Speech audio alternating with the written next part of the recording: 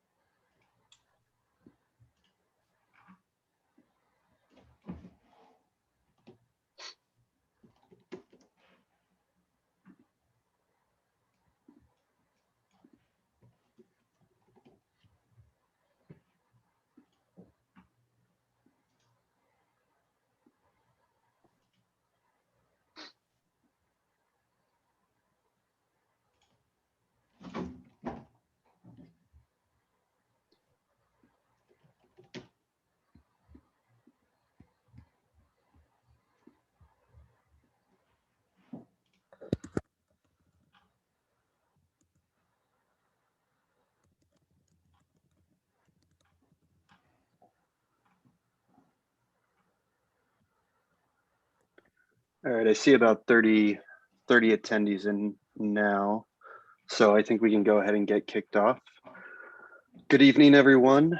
My name's Thomas Callahan. I'm with the Stanford GSB LA alumni chapter, one of the leaderships along with Matt Thompson. So today I want to welcome you to the Stanford LA Search Fund panel. It's being hosted by our LA alumni chapter and the Stanford Angels of Southern California as well. You know, so we have a great list and lineup of panelists today that there's a lot of interest in the subject, and I think we have some good experts that can glean a lot of knowledge into the topic. I also want to welcome any of the Stanford GSB admits class of 2023. I know there's a couple of them out there as well, so welcome, and we hope that this is a good example of our community and the lifelong kind of learning that we offer as well. So with that, I will kick off and send it over to Matt Thompson to introduce the panel. Great. Thanks, Thomas.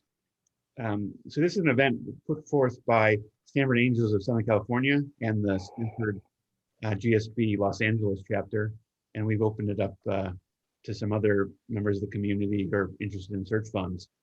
I graduated in 2004 with some other members of the panel from the GSB, and back then I knew a couple of people doing search funds, but it wasn't like today where it's a very well-known topic and there's more knowledge around it. Back then it was more of a cottage industry. So I think this will be an interesting panel to see how the search fund industry has really developed over the years and matured, and a lot of it's grown out of the GSB.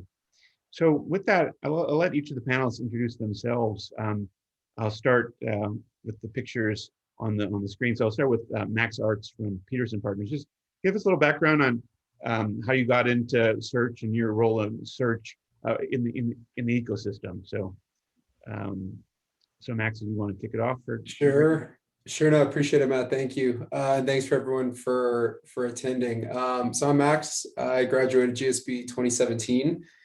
I guess my career started off in banking and then moved over to China to do operations and ran a manufacturing plant overseas for a few years before going to the GSB.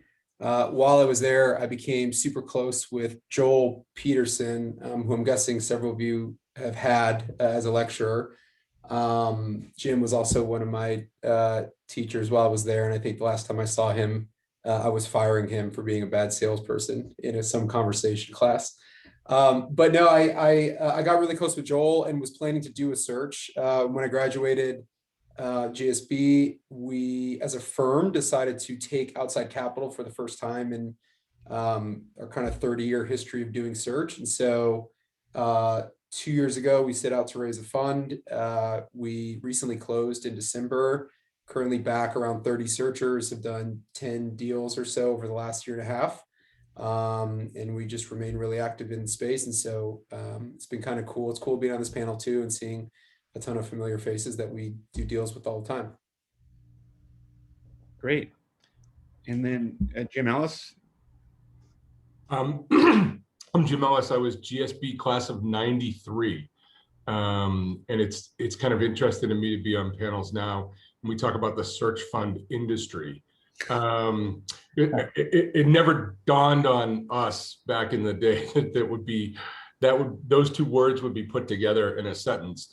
I think Kevin and I, so my background was I came to the GSB wanting to do something entrepreneurial.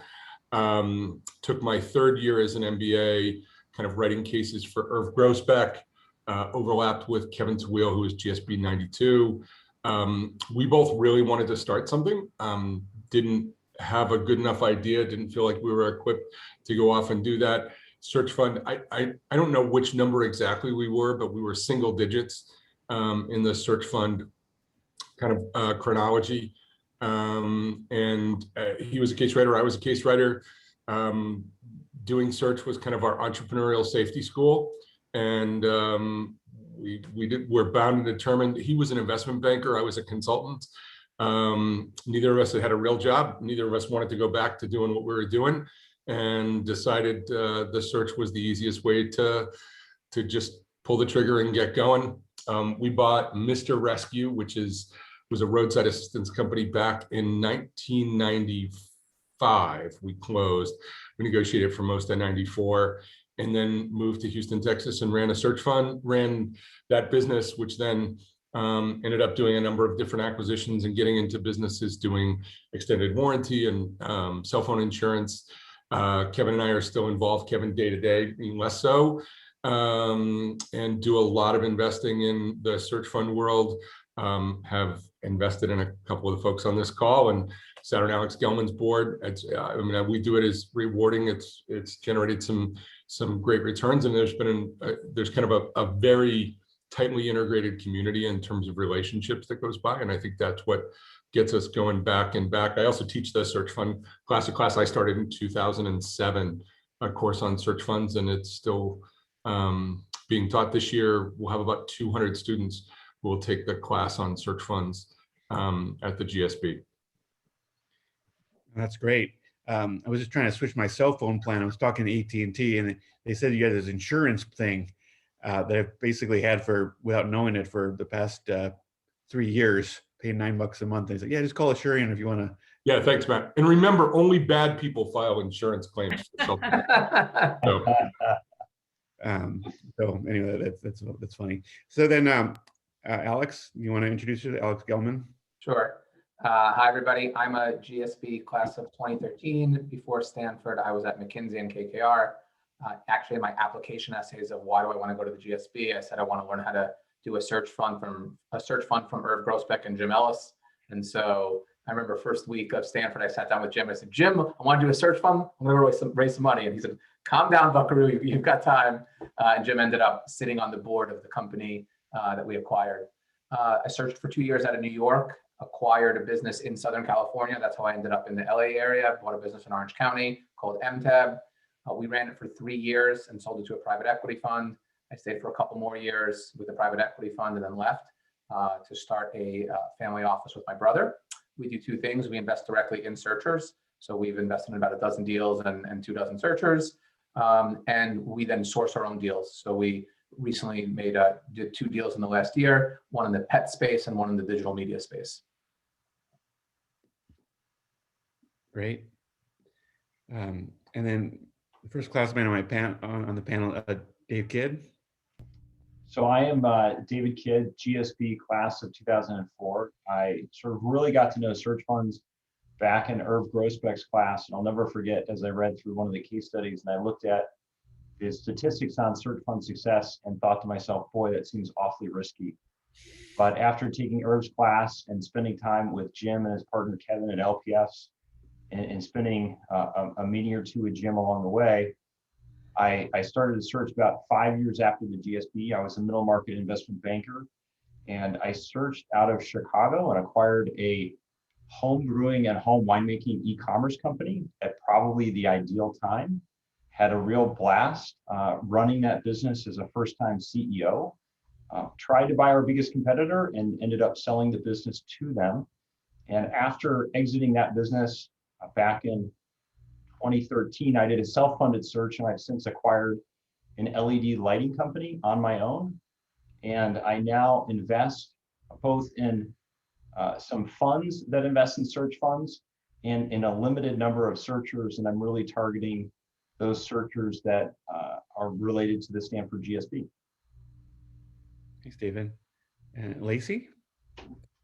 Hi, I was also class of 2004 with David and Matt, and was lucky enough to know Jim Ellis during my time there.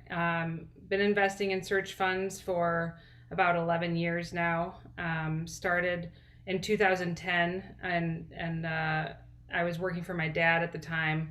He had a family office that he built after buying and exiting some search fund-like companies in Minnesota, where we're from, and thought search funds would be a nice extension of our lower middle market private equity investing.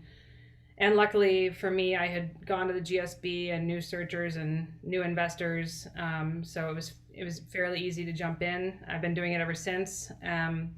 Last fall, I made a small change and raised some additional capital outside of the family office. So now have gone from family office investor to fund manager.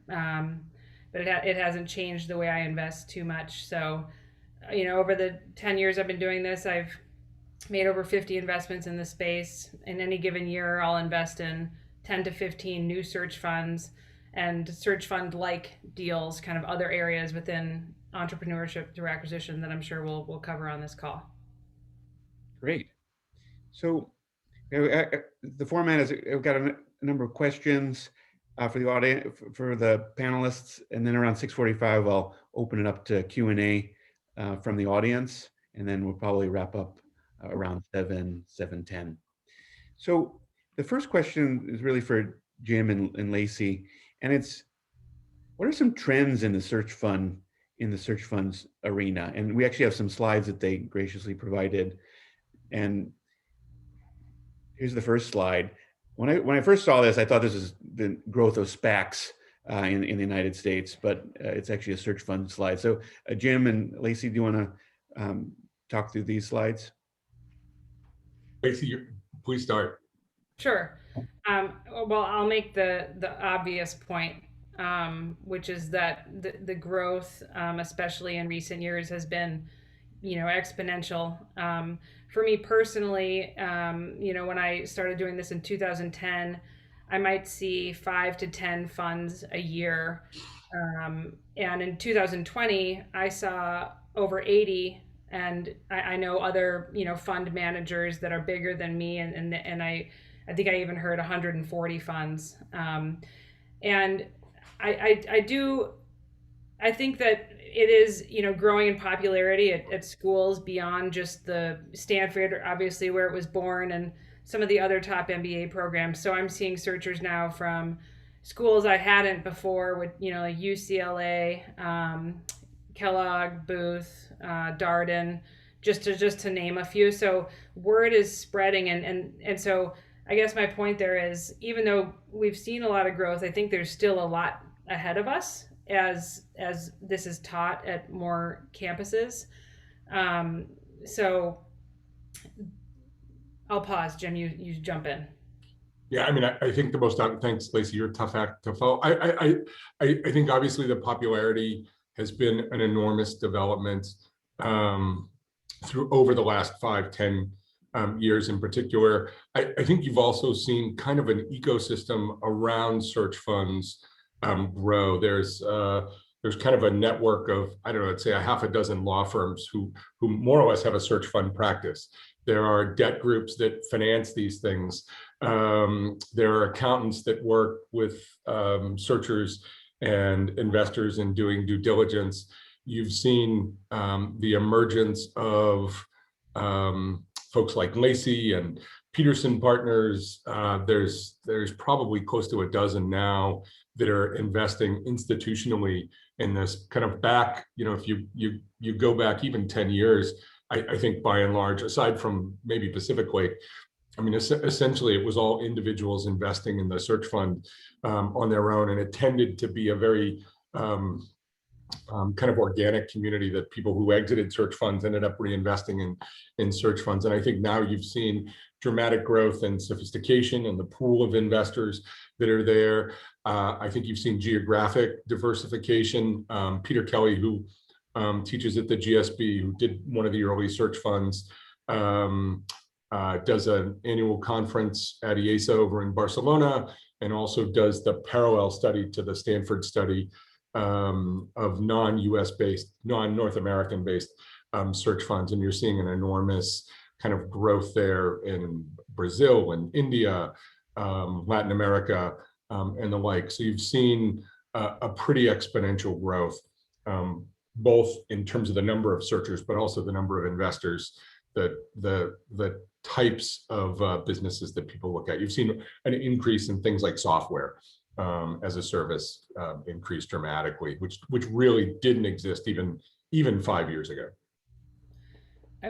You made me think of two more things, Jim. The first that I think you'll find interesting, since this is a Stanford crowd, is that this year, 2021, there are 3 or 4 search funds being raised by current Stanford second years. So that's a pretty small number. I haven't seen that ever go over 5 or 6 in a year. So even though Stanford is the hub of all things search funds, they don't put out as many searchers. And the second thing I wanted to bring up is that I think this Stanford is also the hub for all things entrepreneurship through acquisition, or ETA. So I'm seeing a lot more, twists on the original search fund model. And I think Jim teaches some of these. So whether it's, a roll up in a specific industry, or a geographically focused search, or, more self-funded options, long-term holding companies. There's a lot of new models emerging that are exciting. Great. This is another interesting slide that Jim provided about the different decision trees, like what are the outcomes for search funds, which I thought was interesting. Yeah, this isn't from the most, I don't believe this data is from the most recent study, but it's from the past. And we use this in the ETA class, Entrepreneurship Through Acquisition class, as students kind of evaluate risk. It's kind of interesting that David said, wow, this is so risky of a proposition. It kind of depends. The conversation we have with students is like, how risky is this versus your other alternatives? Versus a startup, it's relatively low risk by and large, because you've driven out. If you look at kind of what new ventures fail based on, the 3 big ones tend to be kind of product market fit, unit economics, and then getting to positive cash flow before running out of cash. That accounts for a little over 2/3 to 75%, depending on which stat you use. In search funds, you've driven by and large most of those risks out, but you have other risks that you're picking up along the way. The fact that you can acquire it, the fact that you can run it, and by and large, the returns are while they're great from an investor standpoint. The conversation we have with folks as you're thinking about doing a search fund is, here's what the economic distribution looks like over off to the right, the prior slide. Some really attractive ones, but very few that end up being kind of Silicon Valley search fund kind of numbers. So it's just interesting to kind of look at the risk reward kind of trade-off. This was, again, kind of really developed thinking about it from at the time you're making the decision to do a search. You basically got a 1 in 3 chance of not acquiring a company, and then out of that, once you've bought a company, kind of a 1 in 3 chance that the company you bought doesn't necessarily end up generating a positive return for you or for your investors. Be interesting to see, like, of those people that don't buy a business, what do they end up doing afterwards? That's the next element of the decision tree. But yeah, I have that slide. I didn't bring it. Okay. But 80% within a year are either in a COO, a CEO, or a CFO position. So they're in a C-suite job within a year, or they're investing. And even if you look at those that end up not returning capital.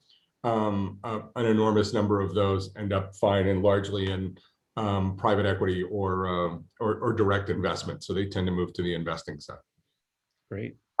You know, maybe one point I'll add to that, and it's part of my orientation to be a little bit more conservative, but what struck me before I did my search is as you look at the third that don't acquire a business and then a third of those that do, not returning capital, and the numbers have shifted a little bit, but that population is historically primarily Stanford and Harvard MBAs, really bright, talented group of people.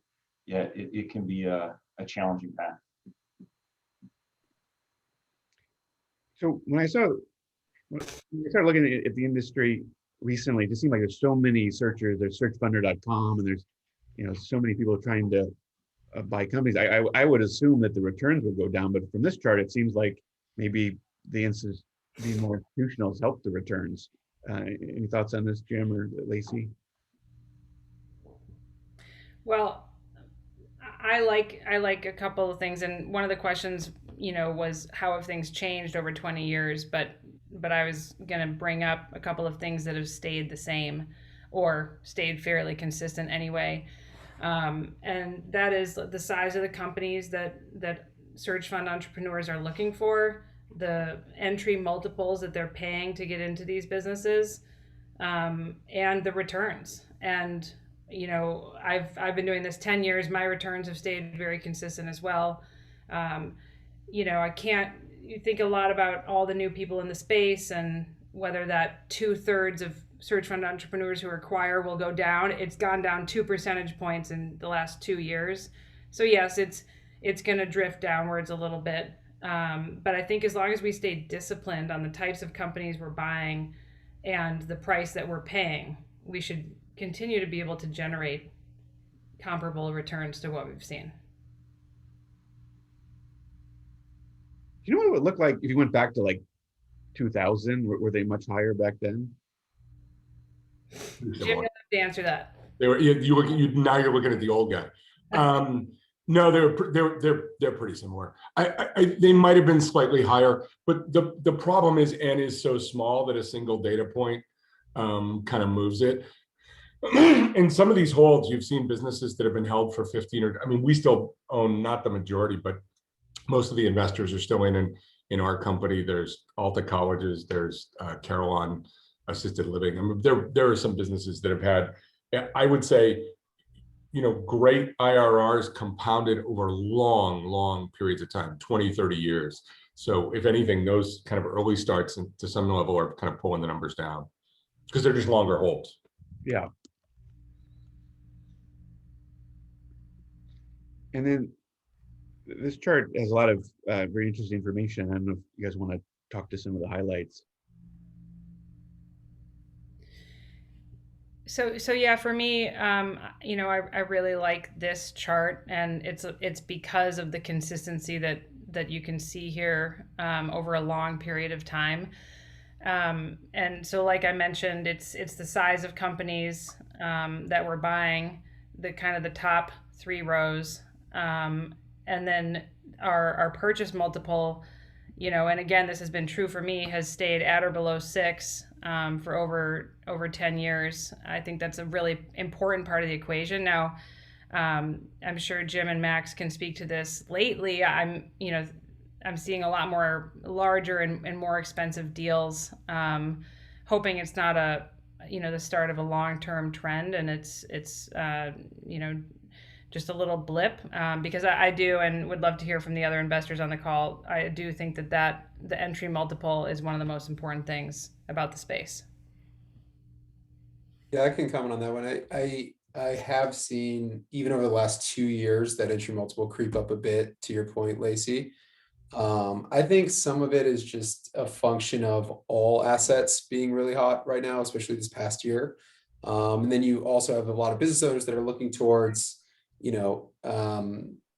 public markets or any sort of comps, and they're trading kind of wild revenue multiples sometime. And so I do see that going up. One point I did want to make, when you kind of think about that first chart that you showed, Matt, and the spike in searchers, it'd be really interesting to see kind of the spike in available businesses. I think it's important to note that even though the growth of total searchers out there is exponential, we've done a bunch of studies on, how many millions of businesses are available or will be available to sell over the next 5-10 years that are doing under 30 million in revenue and don't really have a succession plan. We think that number is kind of in the 2-ish million size. And so I just wanted to kind of make that point that even though the search graph is exponential, we're moving from kind of 20 to 60 to 120, but I think that the overall pie of available business is growing in the hundreds of thousands a year, and potentially even more as the kind of baby boomer demographic starts to look for a plan to exit their businesses. One sort of separation I've seen in the search fund space is the funded versus unfunded search. David and Alex, you want to talk about that a little bit? And David, sounds like you've done both of them. Yeah, so I raised a traditional search fund back in 2009 and searched in 2009, 2010. And after exiting my first business, I took the opportunity and the capital proceeds I had earned, and I approached my second search with a lot of experience, certainly a lot more credibility with sellers and owners. And I approached it with the idea that I wanted to optimize the capital structure, not just the debt, but the equity. And I looked at more search fund type businesses where I would have gone back to my similar investor base to do another deal. But I ultimately found a smaller company that I was able to acquire on my own using some bank debt and some seller financing. And that turned out to be the right strategy for me.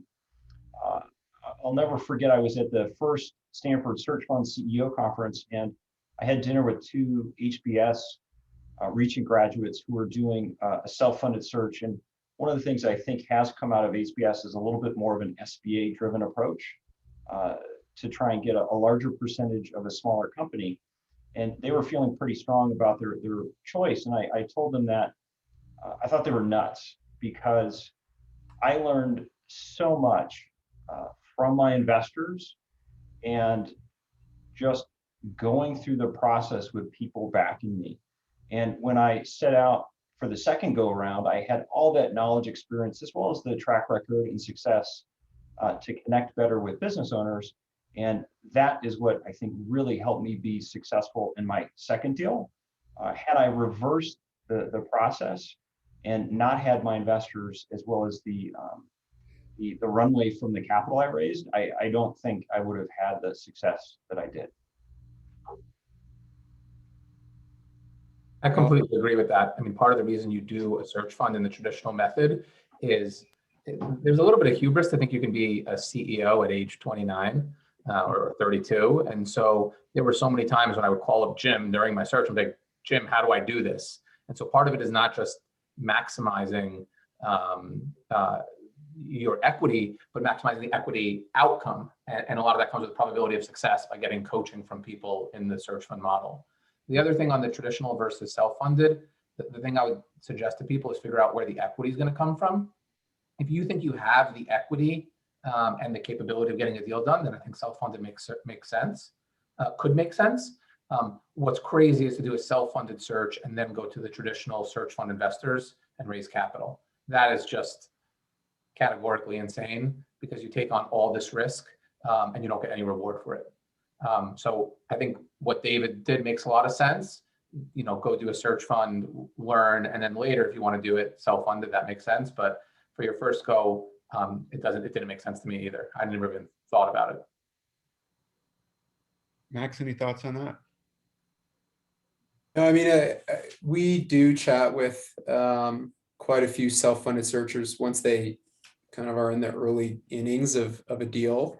And to Alex's point, what usually ends up happening is the economics that they sent out to capture early end up just kind of getting pushed down at the point of the deal anyways. And what we do end up seeing, though, and I think it's a bit of a newer model, which we like, is it's called a diligence fund. A bunch of self-funded searchers will kind of go out and at the point of the deal, raise a specific amount of capital for the actual diligence. So something like 100,000 or 150,000, and then traditional search fund investors might go into that and take their pro rata at the point of the deal. But generally speaking, the self-funded searchers who go in for better economics end up with slightly better economics, if that, at close. And so, yeah, I agree with everything that's been said. I think kind of leaning on the investors is extremely valuable while you're out looking for a deal.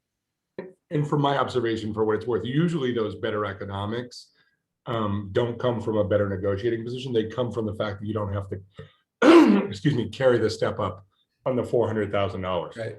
So it's, you're actually getting something for that dilution that you go on. Not that step up's immaterial, but ultimately, I mean, I think particularly if you're looking for a larger deal, I mean, I think the market for equity is reasonably well set. I think with the Harvard model, which kind of termed, we are looking at a smaller, much more structured acquisition. I think there's a lot more flexibility, but it's a tough road. I mean, the searchers that I talk to who end up choosing to go self-funded, who I think are smart about it is, look, I have a really limited set. I really want to diverge from the traditional search fund criteria. I want to look not just in a regional search, but I want to do, part of a due diligence fund or somebody who said, look, I want to be driving distance from this address because this is where my house is. And that's a much tougher sell to raise money from investors. And I think there's a logic behind doing a self-funded search in that, but I think kind of getting better economics, I think is less. It just hasn't materialized by and large for search fund size acquisition.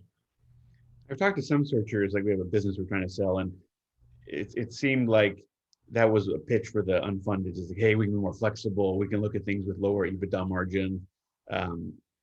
But that seemed like one of the bigger advantages. Next question is, what is sort of the profile of a typical business target for a search fund? I mean, looking at this chart, it looks like it's a $2 million EBITDA business with like 10 million of revenue. It looks pretty consistent, sort of 6 to 10 million of revenue. So why is that? Is it because of the lenders? Is it just because there's a lot of them out there and larger PE firms that want to touch it? But why is it sort of that 2 million cutoff, and what's the sweet spot about that? I can jump in on this one. The reason that's the size is typically below $1 million of EBITDA. Those are just hard to acquire businesses. There's not much infrastructure. It's very hard to do things with those businesses. You hire a head of sales for $200,000, $250,000. There's 20-25% of your EBITDA. You get to make 1 or 2 decisions a year. And so you typically want a certain size scale. And once you get north of 3, 4, 5 million of EBITDA, you're competing with lower middle market private equity. So there really is just this like nice sweet spot around 2 million of EBITDA. What you don't see on this chart in terms of, Matt, you asked the question of typical criteria. The big thing is predictable recurring revenue. One of the key things in the search fund model is you're putting in place a pretty novice CEO. And the idea is he or she will get there and become a great CEO eventually. But for the first year or two, they don't really know what they're doing. So buy a business that they can't screw up. And so that's buy a business that has predictable recurring revenue, such that you know exactly what you're getting in the first couple of years until you learn the business. And the other thing that's not on this chart that I would add would be buy into a growth industry. Everyone's trying to buy into growth because the industry tailwinds will take you a lot more than just, sometimes you can't outrun your industry. Max, anything else to add? You know, I not too much. I think that there's also a piece of this of what a lot of search fund investors won't do, which is the other side of the coin. Alex mentioned both of the big ones, industry growth and recurring revenue. You know, I think another thing that we kind of look for is, and this is in the search phase in particular, is just a motivated seller, a seller who's selling the business for a right reason. I think I've seen this a bunch where you might find a really good business where the seller isn't exactly motivated, and that just kind of raises all sorts of question marks post-sale. So we like to have kind of a story at the point of entry that makes sense. And that usually, you know, if the story makes sense and the searcher has found a good business, that usually kind of leads to that lower entry multiple that Lacey mentioned early. because the seller is selling for non-business reasons. And that usually is a pretty good calculus too. And the only criteria, the only kind of attribute I think that isn't represented here that we haven't talked about so far is kind of, do you see some kind of aggregation or center of mass around different industries? And I think David ran a really successful company that was in the B2C space. But I think if you look at the upper quartile of search fund outcomes, and they tend to be highly recurring revenue, business to business services. So those in the lower quartile, there's a lot of dead bodies from manufacturing, brick and mortar retail. Those kind of businesses have tended not to do nearly as well, and we can speculate as to why. I think my argument would be kind of, if you look at the typical MBA skill set that we give folks, I think, look at Kevin and my background as an example, managing a shop floor, creating new consumer demand in a product really wasn't one of those things that we were well equipped to tackle. But articulating a value proposition, understanding our clients' needs, and building in kind of recurring relationships, I think worked. It's the same was true for Alex's business and a number of others that I've been involved in search funds. So it tends to be kind of in that business to business recurring revenue kind of space, more so than consumer products or retail or manufacturing. I think, and all of this information is available on the Stanford GSB website. If you just search for the search fund study, it's published every 2 years. There is a slide on the industries, where most of the acquisitions happen, and they are software, healthcare, and then B2B services. And the software is maybe worth talking about for just a second, because it is becoming a much bigger part of search fund investing, and these businesses look a lot different than what you see on this page. We're focused more on the recurring revenue component, and deals are getting done where EBITDA is negative or break even, and the companies have 3 to 5 years of operating history. And I think this is the looking for growth element that was mentioned. These are in fast growing industries, 30% a year, and the revenue component is there. So they make a good search fund target, but it's a shift that I've seen over the last 10 years. And I think we argue, I agree with you entirely. I think you argue that risk is disproportionately borne by the searcher, right? Because all us who do investing, we've got a portfolio of these, and we're buying companies at 4 to 5 times cash flow with built-in 20+% IRRs. If the business doesn't fall off a cliff, it's okay to take one of those bets. You've seen some of these things. You're spending a lot of time. You're spending years of your life, 4, 5, 6 years of your life before you kind of understand the outcome. And it may be great, as Lacey points out, but it might also be a zero. So there's a lot more risk, and there's a lot less margin for error than there is with high recurring revenue, cash flow positive businesses. I've started to see some searchers that skip business school, they're right out of investment banking or something like that without going to MBA. Have you seen more of that, or is that sort of a requirement to get funded? I see a little bit, but that hasn't changed much for me over time. I see a couple a year, and they have, they have maybe private equity or investment banking like you mentioned, and then there's some characteristic you see in them where they just have the drive that you believe in it, but it's still mostly MBAs. So we talked about this a little bit earlier, but maybe Jim and Lacey can talk about this as well. Like, how has the search fund industry evolved over the past 20 years? Like, you said it wasn't even industry 20 years ago. So what are some other big changes that have happened over the years? Go ahead, Jim. Yeah, again, question for the old guy. Look, I think obviously the numbers that we talked about and saw the geographic shift, I think to some extent, so I think what's been gained is kind of this infrastructure and support around it. I think what's been gained is this willingness of investors to try something as part of their portfolio that maybe deviates from some of these traditional, more traditional structures. I think what's lost from my perspective, and I think, and this is kind of not false modesty at all. I mean, I think Kevin and I say we spent the first 3 or 4 years of our time operating that company running down the up escalator. Like, we just couldn't make mistakes fast enough to kill that business. And in no small part, that was due to the fact that we had a great board of directors. We had Bill Egan, who's huge in the search fund community. We had Irv Grossbeck, we had Joel Peterson.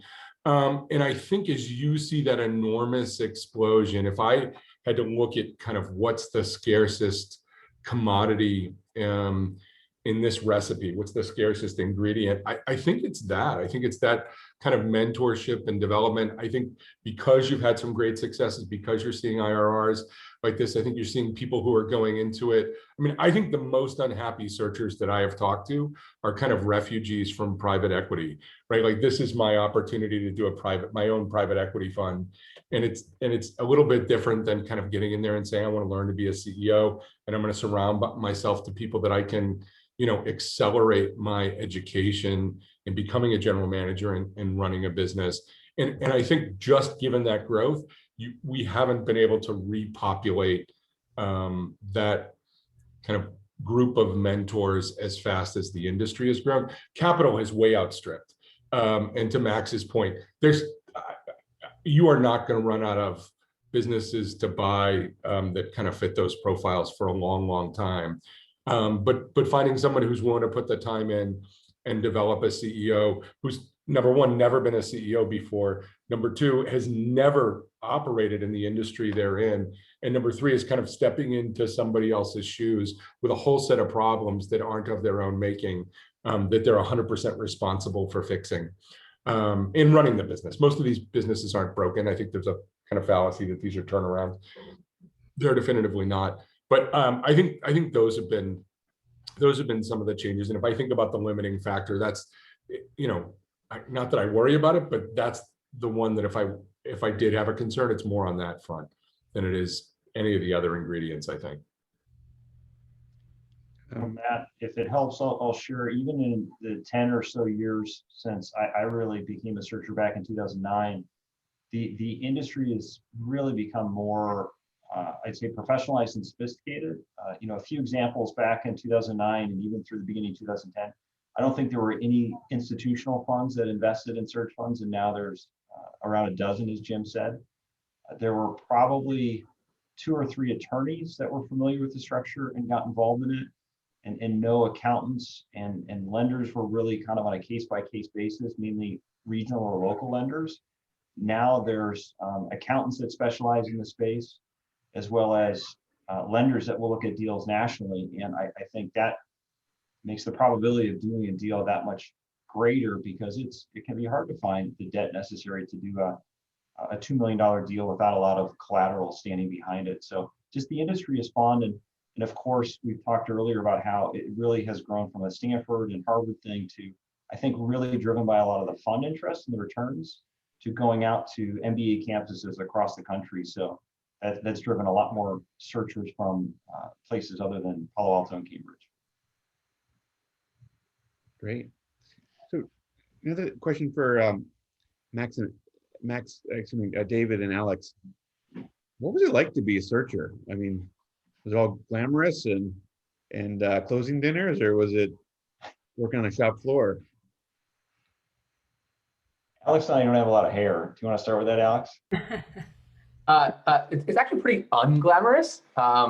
In fact, at some point when I was operating, I had a executive coach, and he did an exercise with me where I did this lifeline and showed my life satisfaction over different parts of life. And I was showing, and I was like reflecting on it. I was like, wow, those were the 2 worst years of my life. Because that's actually pretty standard. Look, it's a grind. It is 2 years of a grind. It is a sales job. All day, every day, you are selling yourself and selling capital. You should not be a searcher. Jim is 100% right. If you want to be an investor, go be an investor. You're a searcher if you want to be an entrepreneur, an operator, an investor, and a salesperson. So it is a 2-year grind. It is emotionally taxing because you don't know if you're going to succeed or fail. You don't know where you're moving to. So you wake up one day and thinking, I'm moving to DC. And then the next day you're like, nope, I'm moving to Houston. It's a grind. But I would tell you that if you go and you did a sample of successful search fund operators, they're pretty satisfied with their lives. They're, once you get into the seat and are running a company and it's going well, it's a pretty great place to be in your early 30s. But the 2 years is a grind. Yeah, I would just add to Alex, and I have a tremendous amount for anybody that's done a search, whether they've been successful or not. One of my investors described it as taking a solo journey around the moon. It can be extremely lonely. You fail a lot more often than you succeed. And I think, one or two examples to really drive it home. My wife, who came from a family of business owners and entrepreneurs and was really supportive of my journey, after close to 2 years of, as Alex said, talking about moving to New Jersey and then moving to Minneapolis and then looking at a company in Oklahoma, it can really create a lot of emotional strain, not just for the searcher, but for a relationship if there is one. And probably the best example is after closing my fund in May, I remember going home for Thanksgiving and one of my really good friends saying, why haven't you bought a business yet? Like, what's going on? And it really, I think, is quite hard to understand just what it's like to be in that seat, as well as the stressors and pressures that are, on the searcher, probably driven by the MBA type ambition and wanting to succeed. But as Alex said, I wouldn't change what I've done for the world. And I'll just add, I really didn't enjoy the search. I just put out two things we got. No, you fail every day you show up to work, except the last one. And there's times where you certainly develop skills and get better. When you're looking at buying that company in Washington, DC, and it completely falls apart, it doesn't feel very cumulative. It feels like you've just spent 6 months working on it and it's been burnt to the ground. And now it's time to start building again. And that can be, for some people, that can be really frustrating. And the cold call process, because I would say, I'm making a number up, but of the successful searches, disproportionately, they've been proprietarily searched. But to get to people that are willing to talk to you about the intricacies of their business and share numbers, you get the phone slammed down an awful lot of times on you before you get somebody who's willing to take that meeting. And those meetings, 1 in 10, 1 in 100 turn into real discussions. And it just, so it's an exercise in rejection. I will add, Matt, from my second search, in any search, I met a lot of people. I looked at a lot of interesting businesses. I learned a tremendous amount. And a big difference in the second search is my mentality was more a matter of when rather than if. And I think that confidence and the experience allowed me to just enjoy more of the learning and the people that I met along the way. And that often wasn't the case in the first search. So now, if people in the audience have any questions, they can add them to the Q&A section. They can type them in there. So Vic had a question about how you source companies. Who'd like to address that? I can take that one. So there's typically two ways of sourcing, either brokered or proprietary. On the brokered path, there are business brokers just as there's real estate brokers, and they show deals and you talk to them and they have a book together, and then you're part of an auction process. The challenge with that is you're part of an auction process and it's very hard to stand out. Proprietary, which Jim referenced, is you come up with an industry idea, and then you just start cold emailing and cold calling, and that's it. There's no great secret besides, I want to go buy a pet groomer. We were looking at doing pet groomers. So we just got a list of all the pet groomers in the country, and you get the CEO's name and you get the emails and you put them into an emailing machine and you just start emailing and calling. And to Jim's point, then you have to get the CEO on the phone and they're like, who the hell are you? Why are you calling? What do you know about my business? know very little about their business because it's a private company, and it's a sales job. It is a sales job. So if you're not comfortable cold emailing and cold calling for 2 years, don't do this. It also seems like a lot of searchers now like create their own little analyst core. They'll get some MBAs or some undergrads to help them. Any thoughts on that? How they get some leverage? I, like a lot of searchers, leveraged interns, both at the MBA level and with a lot more success at the undergraduate level. And I think the opportunity to work with an MBA on deals for younger individuals that were either looking to get into investment banking or private equity was quite compelling. And so I was fortunate enough to find some good, eager people and get some leverage from them. And working with them, frankly, was one of the more successful parts of the process. But I think, recognizing a 2-year time frame is really short. It's mobilizing as many resources as you can to achieve your objective.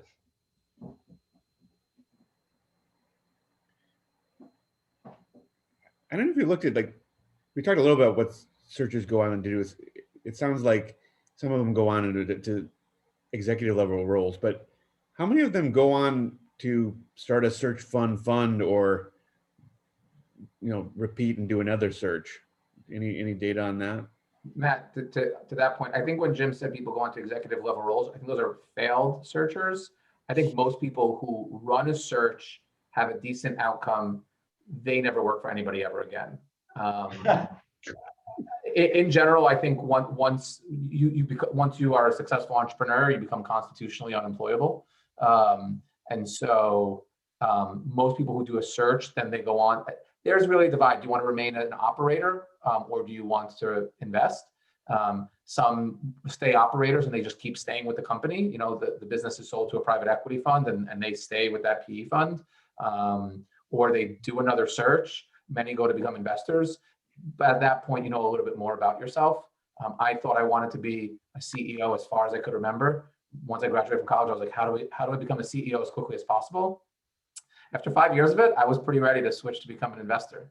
And so it's a very personal decision, but I would say most people do not take jobs after running a search fund company.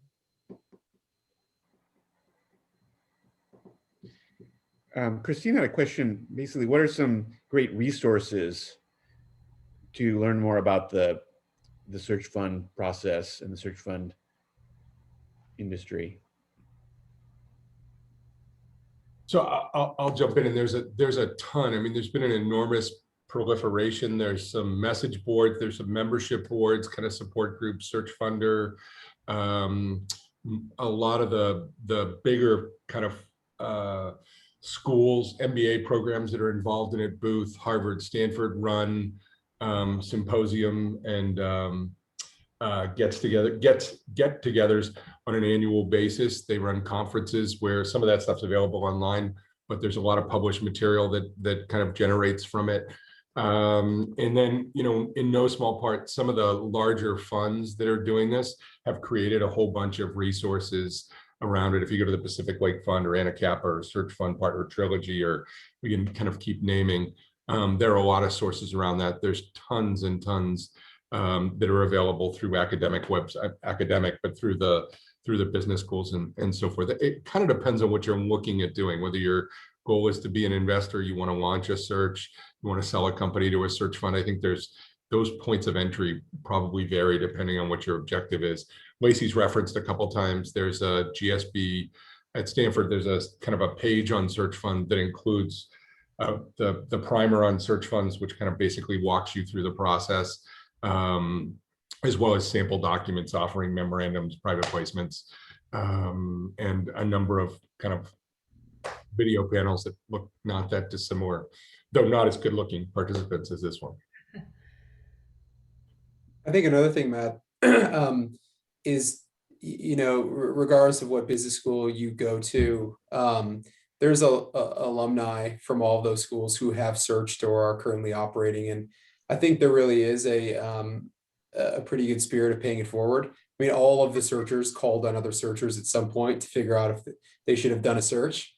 So I would just say start emailing, calling folks. Probably the easiest would be from your business school. And I think you'd find a bunch of pretty willing people to talk about what it's like, versions of this panel that are currently searching or just searched or had searched a while ago.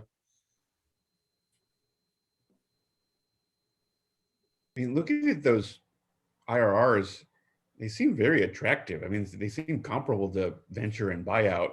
I don't know if the standard deviation is higher, but is the issue, I mean, it seems like a wonderful asset class, but is it's not enough depth of the market. It's hard to deploy a lot of capital. Yes. And the standard deviation is smaller. But so is the check size. Right. And searchers today, I mean, one of the things I think that has changed, when I see somebody that I think of as a kind of an attractive, high potential searcher, I tell her or him, you should start your list of investors with a blank sheet and say, who do I want to be on my cap table?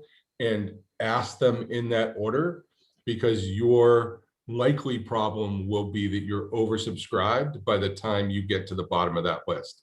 So what that means is getting access to the ability to write big checks if you want to deploy large quantities of capital is super hard, because the talented, attractive searchers are saying, I'll say, this happened to something. I was in a cap table with Alex, and I think we each got 0.2 units, or something. They were slicing up units in their search funds in fifths by the time they got around. So, even if it's an attractive deal, and even if it's a $20 million acquisition price, the per unit check size is relatively small. Any other questions from the audience?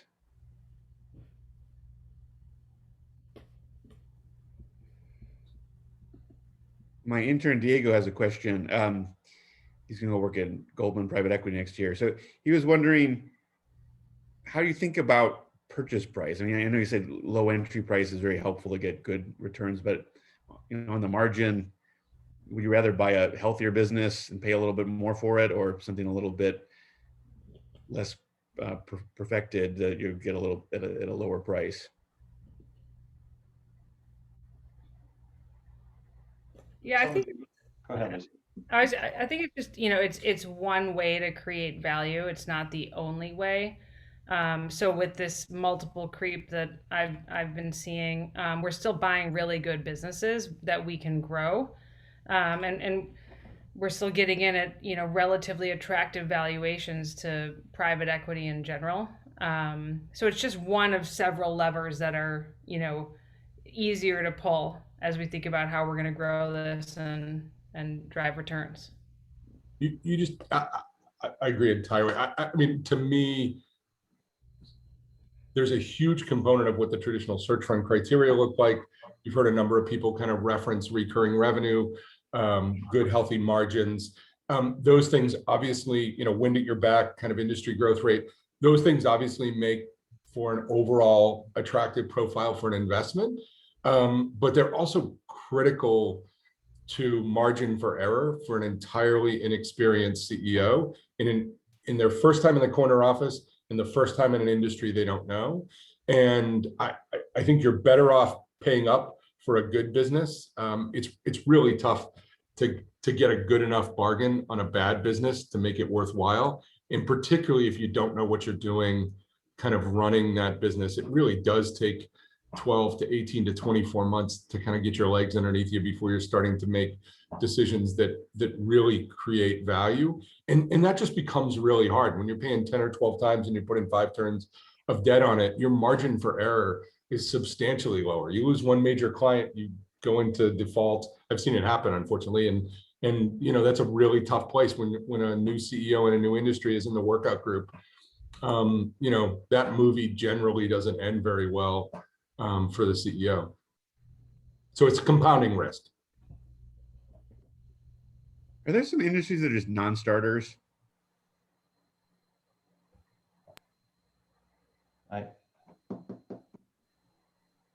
Certainly for some of the investors, I think the answer to that is yes. Yeah, we don't look at anything in retail or restaurants, anything too high tech that we just wouldn't understand. low margin industries like manufacturing and distribution to some extent, we avoid, and then things, with certain exposures, like anything with exposure to unions, for example, we avoid. Reimbursement in healthcare is, I think, people are more open to that, but for some, exposure to Medicare and Medicaid is unattractive. So there's like, probably a handful of industries that are non-starters, and then other, factors surrounding other industries that don't go over well either.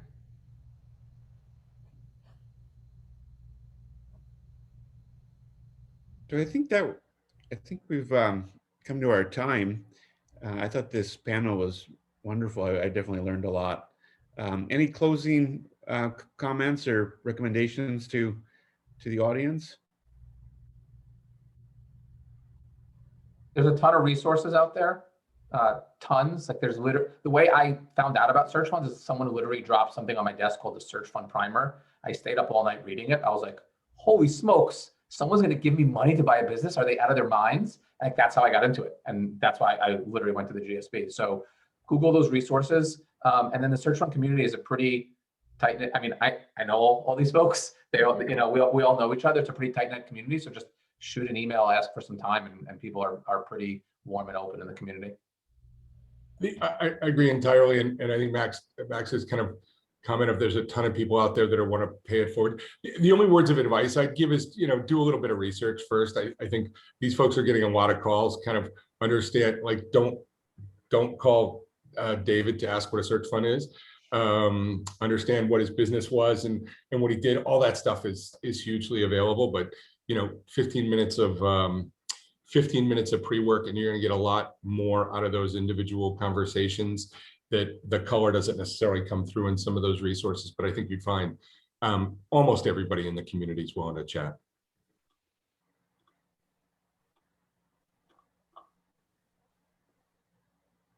Max or Lacey? Yeah, I agree to all of that. Do some research, see if it's a good fit, start having exploratory conversations, and definitely, feel free to reach out to anyone here. Thanks for having us. Thanks, Matt.